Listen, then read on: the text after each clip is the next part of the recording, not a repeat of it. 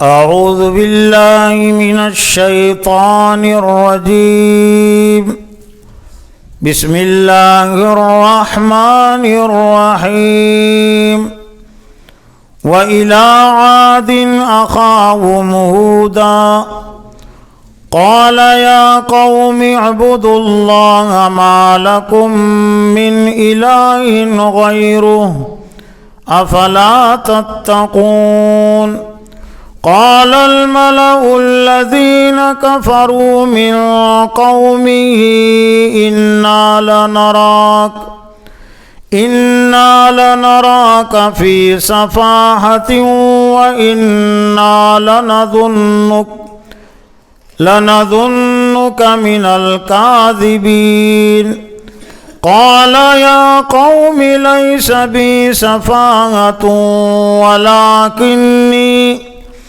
ولكني رسول من رب العالمين. صدق اللہ العظیم. یہ سورہ اعراف کے 90 رکوع کی شروع کی چند آیتیں ہیں. ویسے اس پورے رکوع میں حضرت ہود علیہ السلام کی دعوت کا تذکرہ ہے اور ان کی جو مخالف قوم ہے قوم عاد کا تذکرہ ہے، اور قوم عاد پر جو اللہ کا عذاب آیا اس عذاب کا تذکرہ ہے. آپ اچھی طرح جانتے ہیں کہ گزشتہ کئی انجمنوں سے قرآنی تاریخ کی روشنی میں انبیاء علیہ الصلوۃ کی دعوت کا، ان کی سیرت کا سلسلہ چل رہا ہے. حضرت نوح علیہ السلام کے بعد زمانے کے لحاظ سے قرآن مجید کی تاریخ کے حوالے سے جس نبی کا تذکرہ ملتا ہے وہ ہے حضرت ہود علیہ السلام،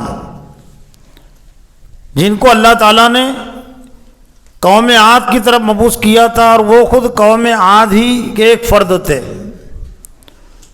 مورخین نے بات لکھی کہ حضرت نوح علیہ السلام کے بعد تقریباً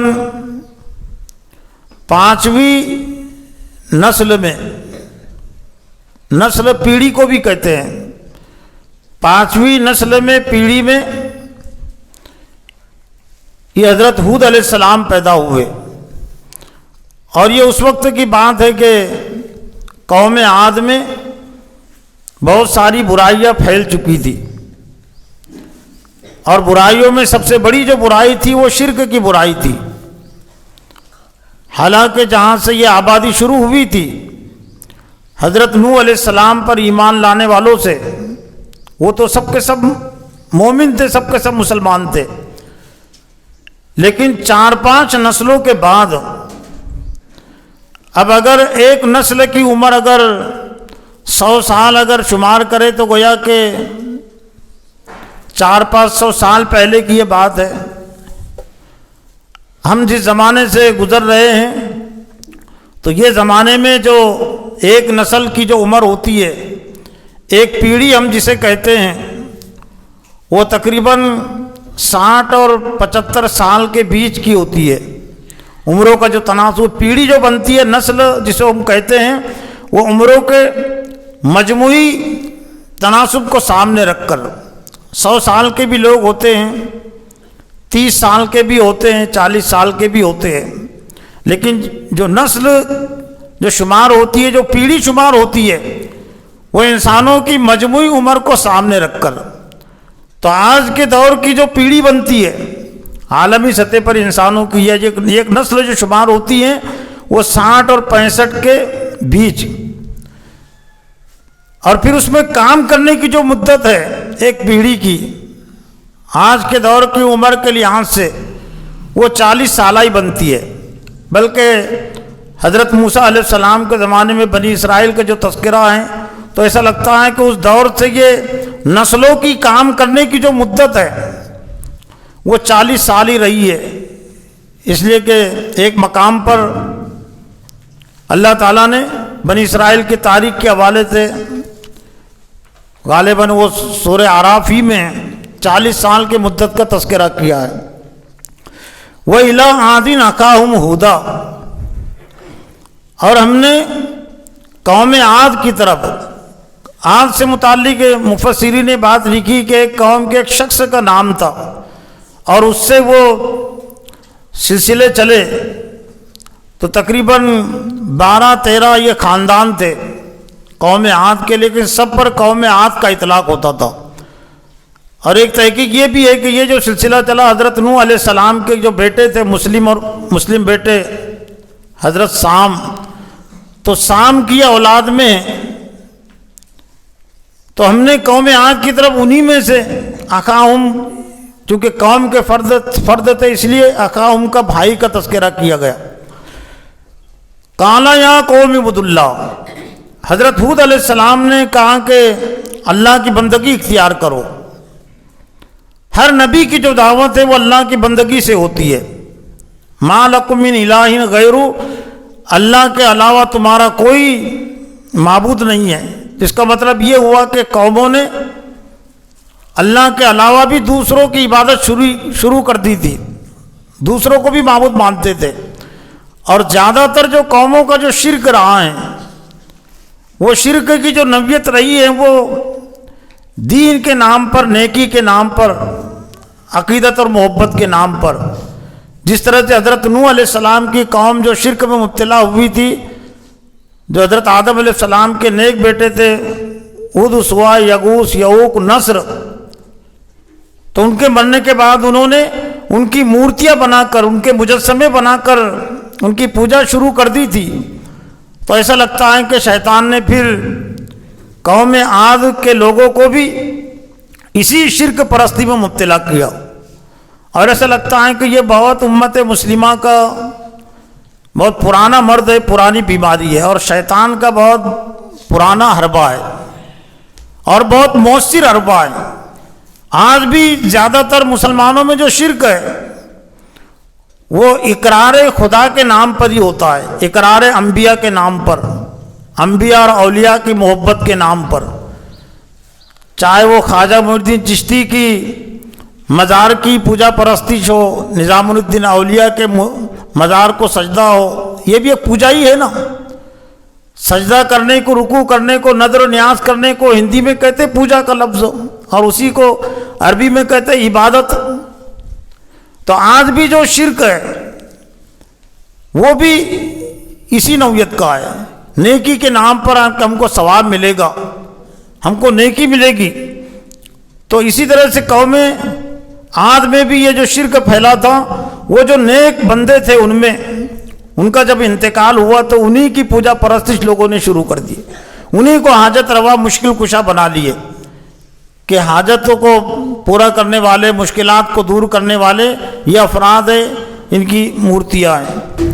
حضرت ہود علیہ السلام نے قال الذین کفروا من قومہ انا لنراک فی صفاحۃ وانا لنظنک من الکاذبین، قوم کے جو کافر جو سردار تھے، دعوت دین کے حوالے سے ایک بات جو ہمیں ملتی ہے انبیاء کی تاریخ کے حوالے سے، کہ ہر دور میں انبیاء کی جو مخالفت کی ہے اولین طور پر وہ قوم کے سرداروں نے کی ہے، قوم کے لیڈروں نے کی ہے، جن کو ہم بادشاہ بھی کہہ سکتے ہیں۔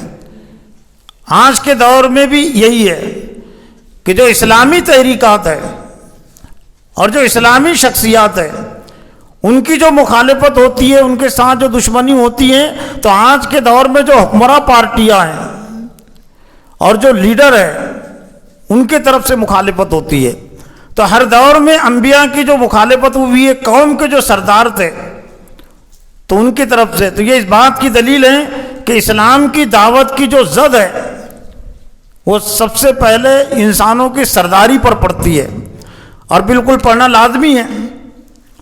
اسلام کی بنیادی دعوت یہ ہے کہ اللہ ہی سب سے بڑا ہے اور باقی جتنے سب کے سب چھوٹے ہیں، اور پھر اللہ کے بعد تقوی کے لحاظ سے کوئی بڑا ہوتا ہے۔ ان اکرمکم عند اللہ اتقاکم، اللہ کے نزدیک تم میں سب سے زیادہ معزز اور مکرم وہ ہیں جو اس سے ڈر کر زندگی گزارنے والے ہیں۔ لیکن اللہ کی بڑائی کو تسلیم کرنا یہ دنیا دار سرداروں کے لیے ہر دور میں مشکل رہا ہے. یعنی ایک طرح سے سرداری سے ہاتھ دھو لینا ہے، بادشاہت کو چھوڑ دینا ہے، لیڈری کو سربراہی کو چھوڑ دینا ہے اور اپنے آپ کو اللہ کی اطاعت میں دے دینا ہے. تو یہ سرداری ہر دور میں ایک شرک کا ذریعہ رہی ہے اور شیطان کا بڑا حربہ رہی ہے. تو قوم کے جو کافر قوم کے جو سردار تھے انہوں نے کہا کہ انا لنراک فی صفاۃ و انا لنظنک من الکاذبین. حضرت ہود علیہ السلام سے انہوں نے کہا کہ ہم تو تجھے بیوقوف سمجھتے ہیں. الٹا چور کوتوال کو ڈانٹے والی بات بھی اس میں پھیکی پڑ جائے کہ کہنے والے کو ہی ڈانٹنا، سمجھانے والے کو ہی ڈانٹنا، برا سمجھنا. صفاحتن کہتے ہیں یعنی بے وقوفی. قوم کے سرداروں کہا کہ ہم تجھے پاگل سمجھتے ہیں، بے وقوف سمجھتے ہیں. اور دوسرا الزام لگایا کہ لنظنک من الکاذبین، ہم تجھے جھوٹا سمجھتے، جھوٹے لوگوں میں ہم تجھے شمار کرتے. اور یہ انداز انبیاء علیہ الصلوۃ والسلام کا دعوت کا قرآن مجید میں اللہ تعالیٰ نے اس لیے محفوظ رکھا کہ قیامت تک کے آنے والے مسلمان اور خاص طور سے دعوت کا کام کرنے والے اپنے ذہن میں بات رکھے کہ اگر میں دعوت دوں گا تو ایسا نہیں کہ لوگ میرا استقبال کریں گے، پھول ہار پہنائیں گے، آؤ ہم تمہارے ساتھ ہیں، آگے بڑھو ہم تمہارے ساتھ ہیں، کہ نعرے لگیں گے جیسا کہ عام طور سے دنیاوی حکومتوں کے دنیاوی پارٹیوں کے ساتھ ایسا ہوتا ہے کہ ایک لیڈر آگے بڑھتا ہے اور اس کے ساتھ لوگ پیچھے ہوتے ہوئے کہتے ہیں آگے بڑھو ہم تمہارے ساتھ ہیں. انبیاء کے ساتھ ایسا نہیں ہوا. انبیاء کے ساتھ جو ہر ایک نے ان کا پیر کھینچنے کی کوشش کی ہے، ہر ایک نے ان پر کیچڑ اچھالے ہیں، ہر ایک نے ان پر الزام لگایا ہے. اور سب سے بڑا الزام اور سب سے برا الزام جو تھا وہ تھا کہ تم بے وقت میں تو کوئی بات سمجھ میں نہیں آتی اور تم جھوٹے ہو. حضرت ہود علیہ السلام نے اس کا کوئی برا نہیں مانا. ایک اہم بات یہ کہ یہ جو نازیبا باتیں قوم کی طرف سے آتی ہے، الزامات لگتے ہیں، تو انبیاء علیہ الصلوۃ والسلام اس سے غصے میں نہیں آئے اور مشتعل نہیں ہوئے. اور کوئی اگر مشتعل ہو جائے، غصے میں آ جائے تو وہ کبھی یہ کام نہیں کر سکتا. وہ غصے کو پیتے ہیں اور نہایت ہی سنجیدگی کے ساتھ وہ اپنے کام کو کیے جاتے ہیں. حضرت ہود علیہ السلام نے کہا کہ اے میری قوم لیس بی صفاۃ، میرے ساتھ کوئی بے وقوفی نہیں ہے، میری کوئی عقل کمزور نہیں ہوئی ہے. ولکنی رسول من رب العالمین، لیکن میں رب العالمین کی طرف سے رسول ہوں. یعنی میں اپنی مرضی سے یہ بات نہیں کہتا. یہ جو کچھ میں شرک کی تردید کر رہا ہوں اور اللہ کی بڑائی کی دعوت تمہارے سامنے پیش کر رہا ہوں، یہ اس بنیاد پر ہے کہ میں اللہ کا رب العالمین کا رسول ہوں، نمائندہ ہوں. رب العالمین کی طرف سے میں بھیجا گیا ہوں. رسول کے معنی ہوتے ہیں قاصد کے، جس کو بھیجا جاتا ہے پیغام پیش کرنے کے لیے. ابلغکم رسالات ربی وانا لکم ناصح امین، میں میرے رب کے احکام تم تک پہنچا رہا ہوں. ہر نبی نے اپنے آپ سے نہیں لوگوں کو جوڑا، ہر نبی نے اللہ کے احکام سے جوڑا. تو ایک طرح سے یہ معلم اور مربی کی اور ایک داعی کی ذمہ داری ہے کہ وہ اپنی شخصیت اور اپنا تعارف، اپنی عظمت اور اہمیت لوگوں کے ذہن اور دماغوں میں نہ بٹھائے. اللہ کی عظمت، اللہ کے رسول کی اہمیت، اللہ کے احکام کی عظمت اور اہمیت لوگوں کے ذہن اور دماغوں میں بٹھائے. معلم اور جو مربی اور داعی جو ہوتا ہے وہ ایک ذریعہ ہوتا ہے، ذریعے کے طور پر بھی اس کو رہنا چاہیے. اور جب تک یہ دعوت میں اور تعلیم و تربیت میں خصوصیت تھی اور یہ طریقہ غالب تھا تو لوگ تعلیم اور تربیت کے ذریعے سے اللہ اور اس کے رسول سے جڑتے تھے. لیکن جب معلمین مربین کی طرف سے اس میں کمی آ گئی تو لوگ اللہ اور اس کے رسول کی تعلیمات سے کم جڑے، ان کی شخصیت سے زیادہ جڑ گئے، ان کی عقیدت اور محبت میں زیادہ مبتلا ہوئے. پھر یہیں سے شیطان کو ان کے نام پر تجارت کرنے کا موقع ملا. تجارت کی دکانداری. جب وہ مر گئے تو چونکہ انہوں نے زیادہ تر قرآن و حدیث سے نہیں جوڑا تھا تو پھر لوگوں نے انہی کی قبروں کو سب کچھ سمجھ لیا جب تک وہ رہے انہوں نے ان کی تعلیم و تربیت کی، ان سے شرک نہیں ہونے دیا. لیکن قرآن و حدیث کی اشاعت کی جیسے کوشش ہونی چاہیے تو ایسا لگتا ہے کہ وہ کوشش کم ہوئی ہے. او عجبتم ان جاءکم ذکر من ربکم، کیا تم کو اس بات پر تعجب ہے کہ تمہارے پاس تمہارے رب کی جانب سے ایک نصیحت آئی اور تمہیں میں سے ایک آدمی اس نصیحت کو لے کر اٹھائے، لینذرکم، تاکہ وہ تم کو ڈرائے. بہرحال یہ کہ حضرت ہود علیہ السلام نے مسلسل دعوت دیتے رہے، لیکن قوم کی جو سرکشی، قوم کی جو نافرمانی تھی وہ کم نہیں ہوئی. اللہ تعالیٰ نے اس قوم کو جو نعمتیں عطا کی تھی تو اللہ حضرت ہود علیہ السلام نے وہ نعمتیں بھی یاد دلائی. وَاذْكُرُوا إِذْ جَعَلَكُمْ خُلَفَاءَ مِن بَعْدِ قَوْمِ نُوحٍ وَزَادَكُمْ فِي الْخَلْقِ بَسْطَةً فَاذْكُرُوا آلَاءَ اللَّهِ لَعَلَّكُمْ تُفْلِحُونَ. اور یاد کرو کہ اس نے تم کو جَعَلَكُمْ خُلَفَاءَ مِن بَعْدِ قَوْمِ نُوحٍ، کہ اللہ تعالیٰ نے تم کو نوح علیہ السلام کی قوم کے بعد اپنا جانشین بنایا. خلیفہ کے معنی نائب کی بھی ہے، یعنی جو ذمہ داری اس نے حضرت نوح علیہ السلام اور ان کے ماننے والوں پر ڈالی تھی تو وہی ذمہ داری اللہ تعالیٰ نے تم پر ڈالی ہے، تم کو اس نے اپنا جانشین بنایا ہے.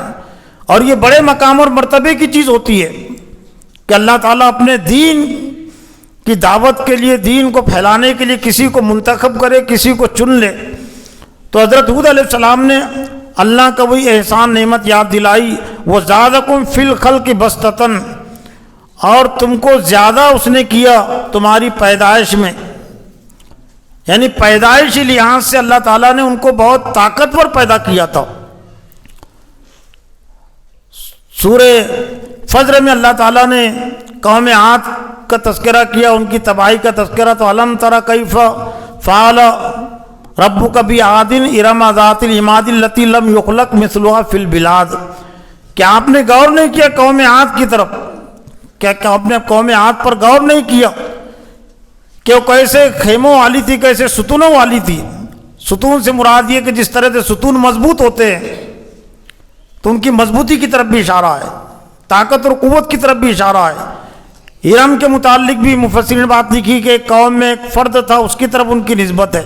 لیکن اہم جو تھا لم یخلق مثلها فی البلاد، ایسی طاقتور قوم شہروں میں پیدا نہیں کی گئی. یعنی جسمانی لحاظ سے اللہ تعالیٰ ان کو ایسا قد آور بنایا تھا، ڈیل والے، چوڑائی میں اور اونچائی میں، طاقت اور قوت میں، کہ اللہ نے فرمایا کہ لم یخلق مثلها فی البلاد. جب اللہ نے فرما دیا تو ظاہر بات ہے طاقت اور قوت کے لحاظ سے ان سے طاقتور قوم نہ اس سے پہلے پیدا ہوئی، نہ آج پیدا ہوئی اور نہ قیامت تک پیدا ہوگی. اور شاید اس لیے بھی اللہ تعالیٰ نے یہ قوم کو طاقتور اس لیے پیدا کیا، بنایا تھا کہ وہ صحرا میں رہتی تھی. عرب کے جس علاقے میں یہ قوم آباد تھی، مفسرین نے، مورخین نے لکھا کہ یہ عرب کا جنوبی حصہ ہے. اور حضرموت ایک شہر کا تذکرہ ہے عرب کے حوالے سے، اور یہ عرب کی ایک طرح سے پرانی قوم تھی. اور حضرت ہود علیہ السلام کے متعلق بات لکھی کہ ان کی جو مزار ہے، ان کی جو قبر ہے وہ حضرموت میں پائی جاتی ہے. حضرموت ایک شہر کا نام ہے عرب میں. تو اس جگہ پر اس کے اطراف میں قوم آباد تھی. سورہ احقاف میں بھی تذکرہ ہے قوم عاد کا اور حضرت ہود علیہ السلام کی دعوت کا. احقاف یعنی وہ علاقے، وہ جگہ جہاں پر یہ قوم عاد آباد تھی. تو دنیاوی جو نعمتیں، دنیا کی جو طاقت اور قوت ہے، دنیا کی سرسبز و شادابی اللہ تعالیٰ نے اس قوم کو عطا کی تھی. طاقت اور قوت سے بہت سارے کام آسان ہو جاتے، لیکن اللہ تعالیٰ نے یہ طاقت اور قوت ان کو اس لیے نہیں دی تھی کہ وہ طاقت اور قوت کا استعمال اپنی بڑائی کو چلانے کے لیے کرے، اللہ کی نافرمانی کے لیے کرے.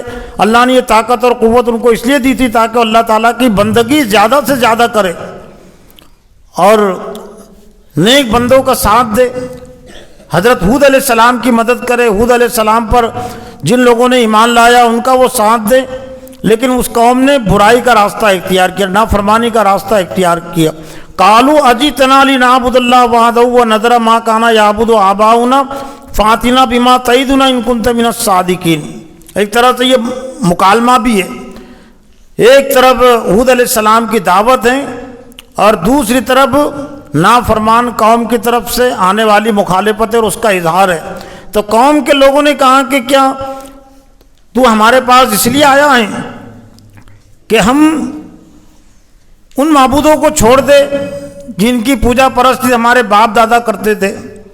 ایک بات اس سے واضح ہوئی کہ ہر دور میں زیادہ تر جو لوگوں کا نافرمانی کا ذریعہ بنا ہے وہ باپ دادا کی اندھی تقلید، باپ دادا کی اندھی پیروی. چاہے باپ دادا برے کام کرتے ہو، شرک کرتے ہوں، تو ان کی اتباع اور پیروی. ہر قوم نے اپنے نبی کو جو جواب دیا، نتبع ما وجدنا علیہ آباءنا، ہم اتباع اور پیروی کرنے والے ہمارے باپ داداؤں کی. حضرت محمد صلی اللہ علیہ وسلم کو بھی مکہ والوں نے جو جواب دیا تھا وہ یہی تھا کہ ہم ہمارے باپ دادا جو کام کرتے تھے وہی کام کریں گے.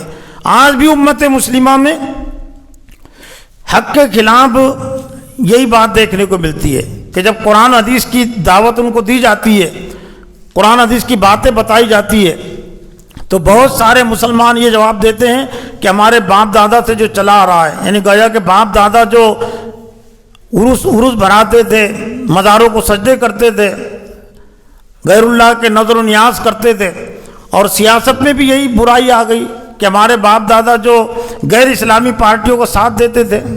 صرف یہ عقیدت اور عبادت تک یہ چیز محدود نہیں ہے، معاملات زندگی میں بھی آج مسلمانوں کا شرک یہی ہے کہ ہمارے باپ دادا جو تو کانگریس میں تھے، مسلم لیگ میں تھے، فلاں پارٹی میں تھے، تو ان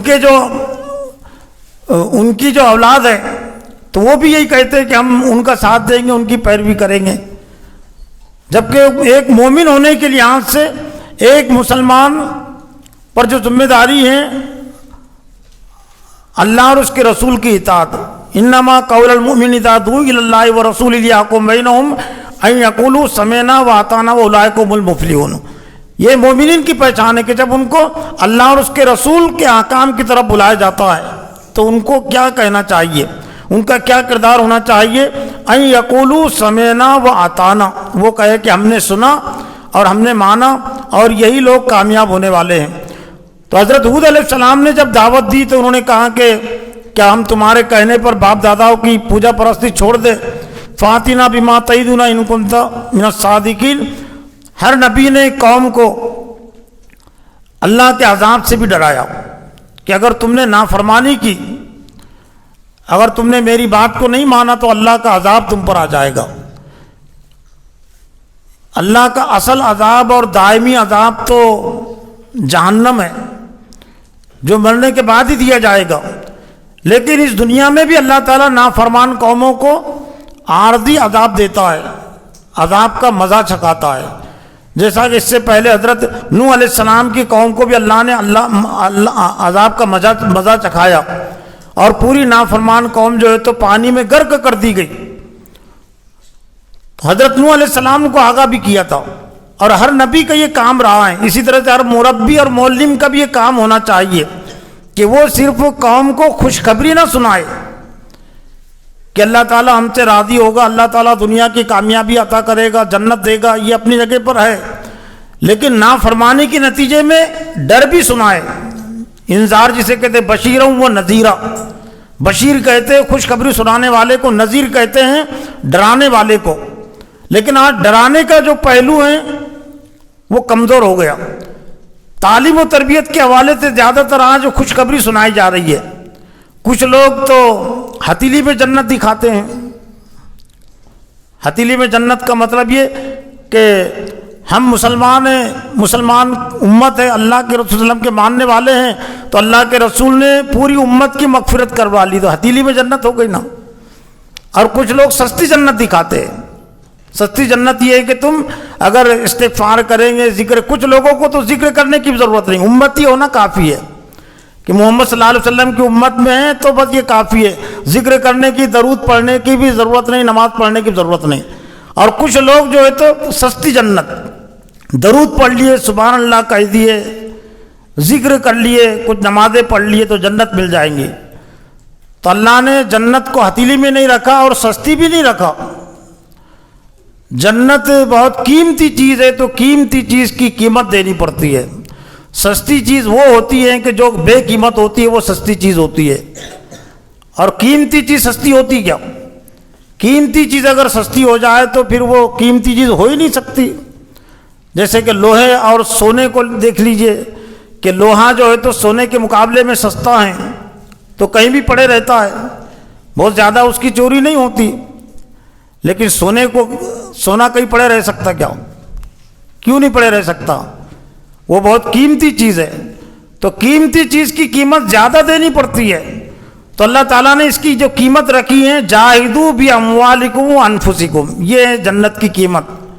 جہاد کرو، انت تک کوشش کرو، سنگھرش کرو اپنی جانوں اور اپنے مال کے ساتھ، تو جنت تمہیں ملے گی، قیمتی چیز ہے۔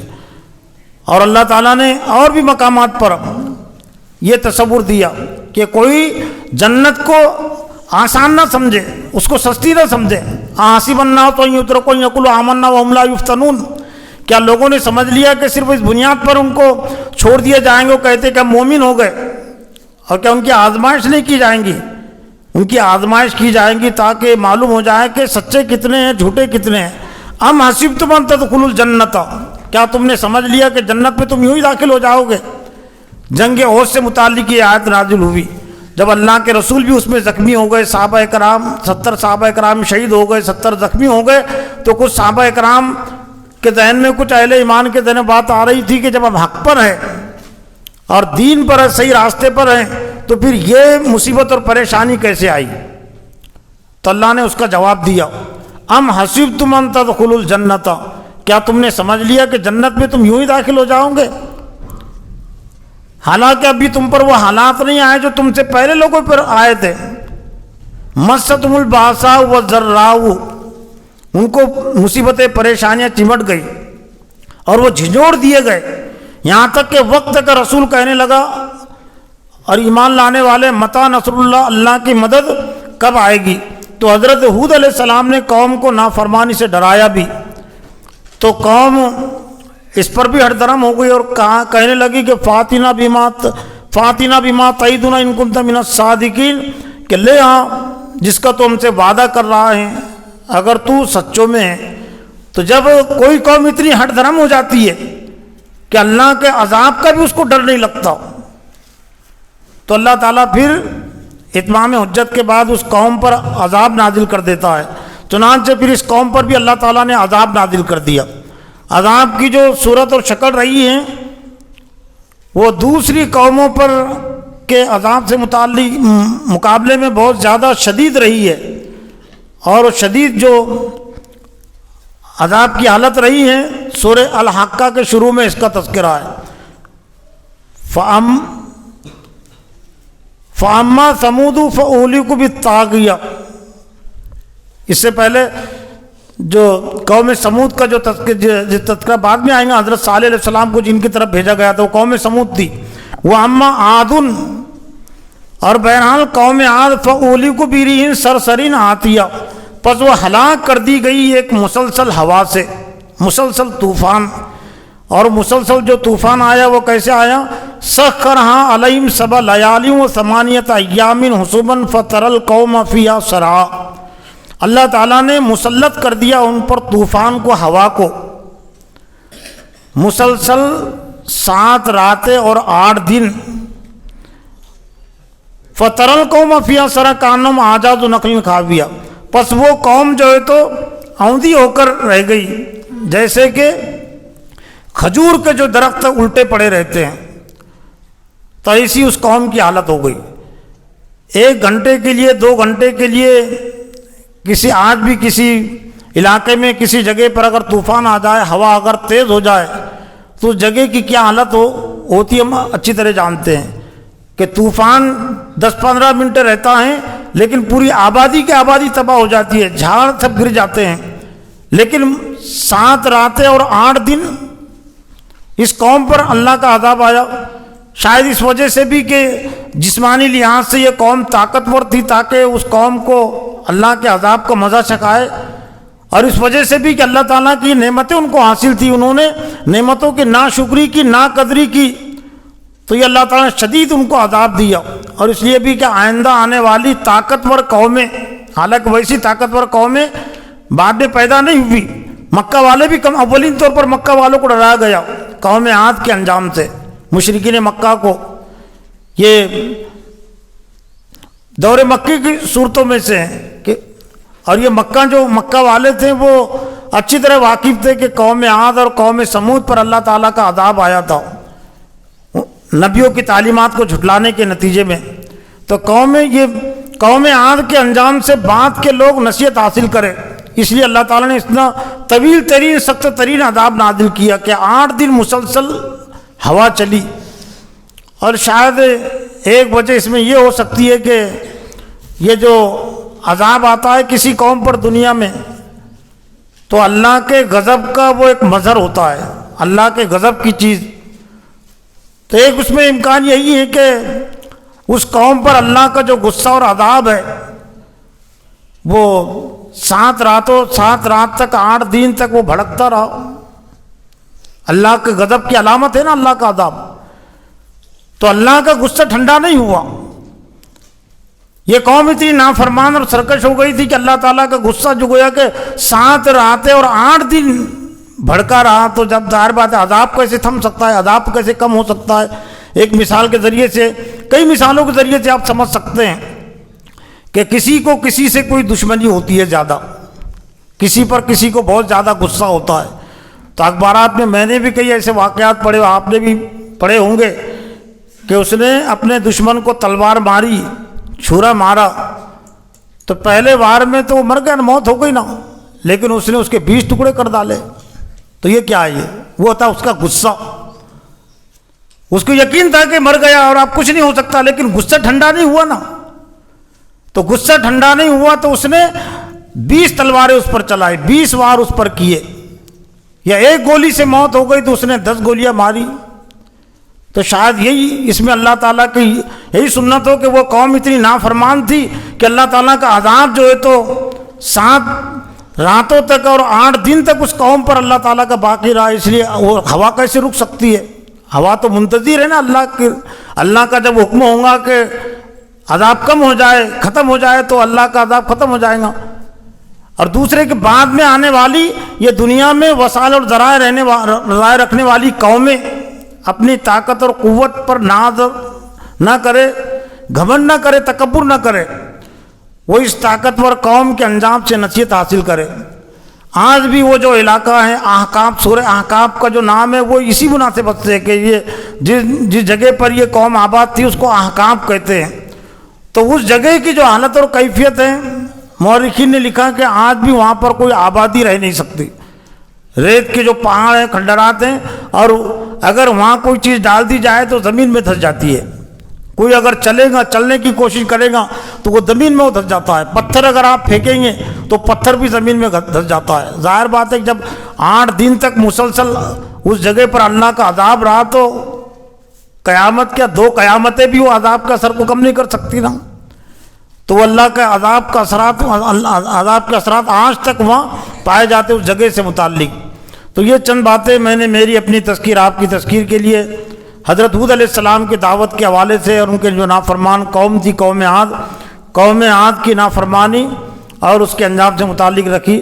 اللہ تعالیٰ سے دعا ہے کہ اللہ تعالیٰ مجھے بھی اور آپ کو بھی انبیاء علیہ السلام کی دعوت کی اہمیت کو سمجھنے، قبول کرنے کی توفیق عطا فرمائے، نافرمانی سے بچنے کی توفیق عطا فرمائے۔